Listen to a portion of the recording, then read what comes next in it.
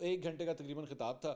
انہوں نے کہا جی میں ایک ہی بات کہتا رہا کہ جب تک صاف شفاف الیکشن نہیں ہوں گے تو ہمارا ملک دلدل میں پھنستا رہے گا. سپریم کورٹ کا فیصلہ آیا تو ہماری حکومت چلی گئی, ہم ان کی طرح روئے نہیں اور ہم نے الیکشن کا مطالبہ کیا. خان صاحب حقیقت تو یہ ہے کہ جتنا آپ روئے ہیں, جتنا کو آپ روئے ہیں, میرے خیال میں ٹیشو پیپر کے ڈبے مک جائیں جتنا آپ روئے ہیں.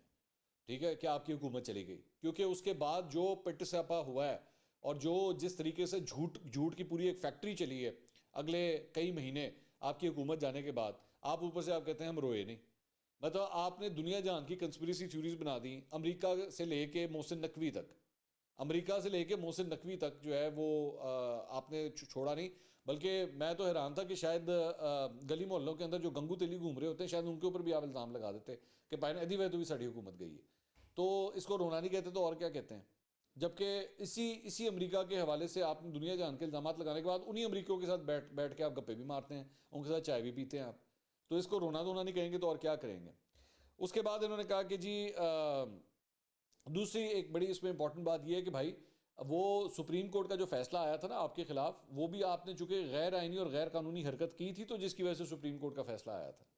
یہ بھی ذہن میں رکھیے گا کہ قاسم سوری کے ذریعے آپ نے وہ جو غیر آئینی حرکت کی تھی اس کی وجہ سے معاملہ سپریم کورٹ تک گیا تھا, ورنہ تو آپ نے اسی رات فارغ ہو جانا تھا. اور آپ کو پتا تھا اس بات کا, آپ کو اچھی طرح پتا تھا اس بات کا. اس کے بعد انہوں نے کہا جی جیسے جیسے معیشت نیچے کی طرف گئی, میں بار بار طوطے کی طرح کہتا رہا کہ الیکشن کراؤ. پی ڈی ایم اور ان کے ہینڈلرز ہماری مقبولیت دیکھ کر ڈر گئے.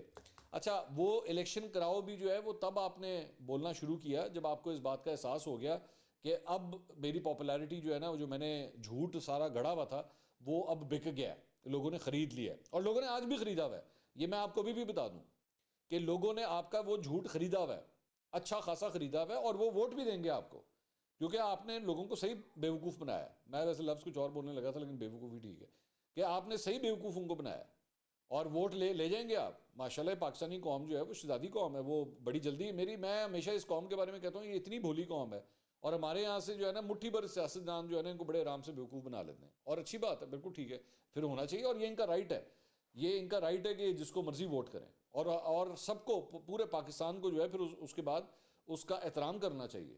ٹھیک ہے, تو یہ الیکشن کرانے کی بھی خواہش آپ نے تب یا تو آپ نے اس وقت کی تھی, یا پھر آپ نے جب وہ 25 اور 26 مارچ کو جنرل باجوہ کے ذریعے جب آپ نے بلاول بھٹو, زرداری, مولانا فضل الرحمان اور شہباز شریف سے جب مذاکرات ہوئے تھے اسلام آباد کی ایک میس کے اندر, تو آپ نے تب یہ پیغام بھجوایا تھا کہ جی آپ ان سے کہیں طریق اعتماد واپس لے لیں تو میں الیکشن کرانے کے لیے تیار ہوں.